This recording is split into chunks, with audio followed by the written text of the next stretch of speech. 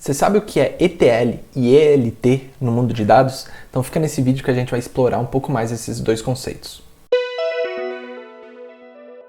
Fala galera, meu nome é Kalen Sicas, bem-vindo ao canal Facudados e nesse vídeo eu estou trazendo aí a comparação de ETL versus ELT.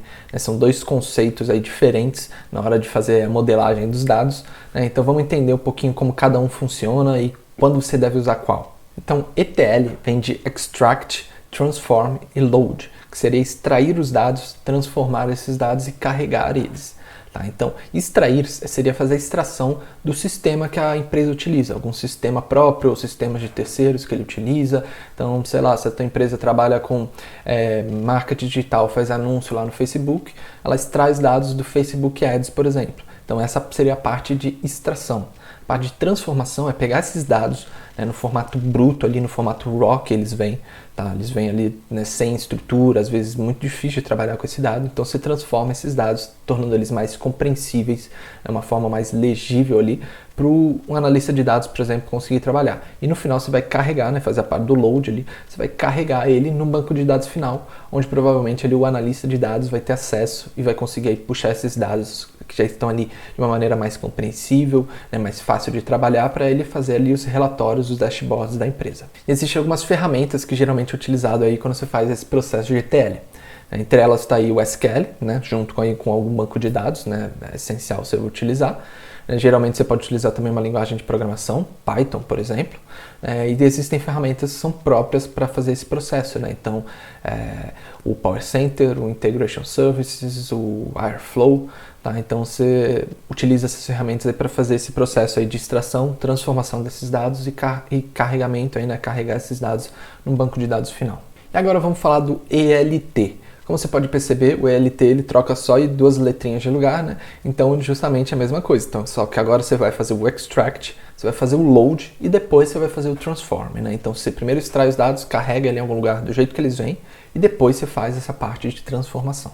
O ELT começou principalmente aí com a chegada da computação em nuvem, aí nas clouds da vida, Google Cloud, Azure, AWS, tá? Porque isso trouxe primeiro um poder de computação muito maior do que a gente tinha anteriormente, né? As clouds possibilitam você ter um poder computacional muito grande, tá? E também ter a parte de armazenamento na nuvem, que é escalável. Então isso que aí começou a criar esse conceito de ELT. O ELT praticamente vai combinar, né, então os bancos de dados na nuvem e esse poder computacional, né, que veio aí com as clouds, né?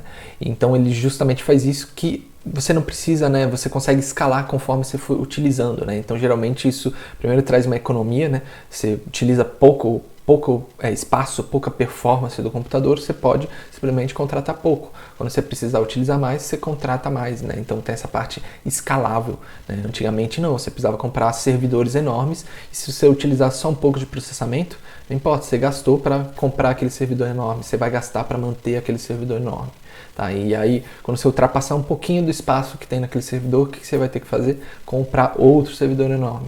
Então o ELT ele veio justamente para utilizar esses recursos que a computação em nuvem, né, o banco de dados em nuvens trouxe.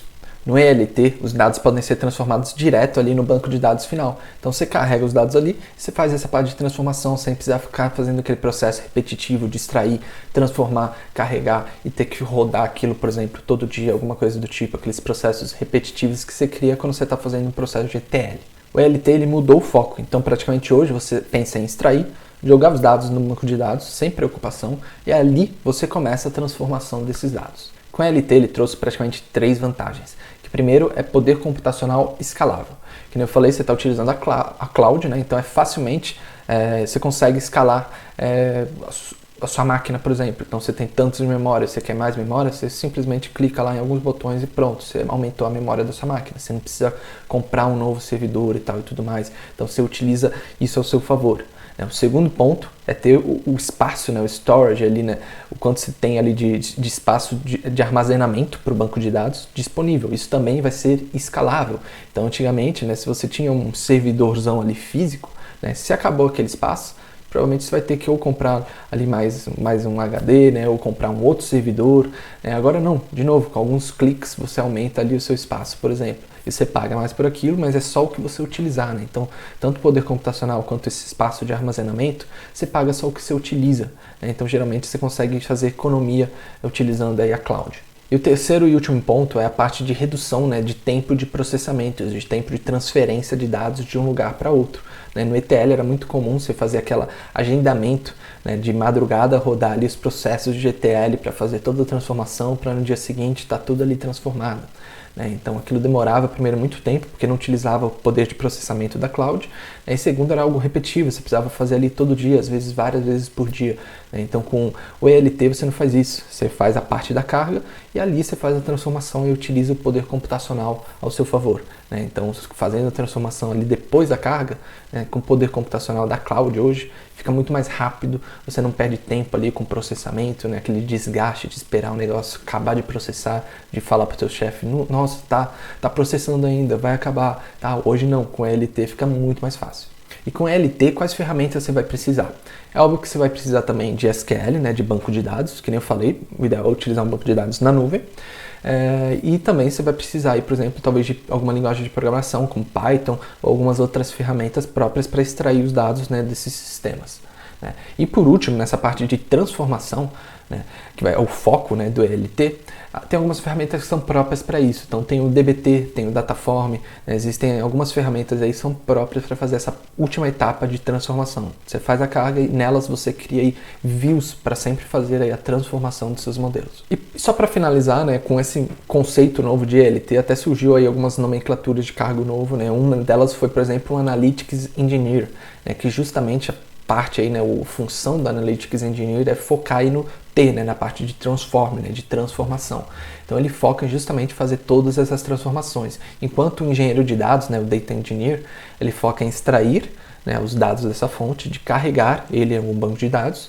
Né, o Analytics Engineer faz a parte de transformação, né, para deixar os dados ali redondinho, tudo bonitinho, para no final das contas o analista de dados, né, ele pegar esses dados e fazer ali os relatórios, os dashboards ali para a área de negócios. E é claro que esses cargos são bem confusos, né, dependendo da empresa que você trabalha, da área que você trabalha, do tamanho da empresa que você trabalha, né, às vezes não vai ter essa divisão certinha, né, você vai fazer 2 papéis, você vai fazer às vezes os 3 papéis, né, dependendo da empresa que você trabalha, tá? Então, mas a ideia é só separar cada um numa caixinha para você entender os processos aí de uma área de dados.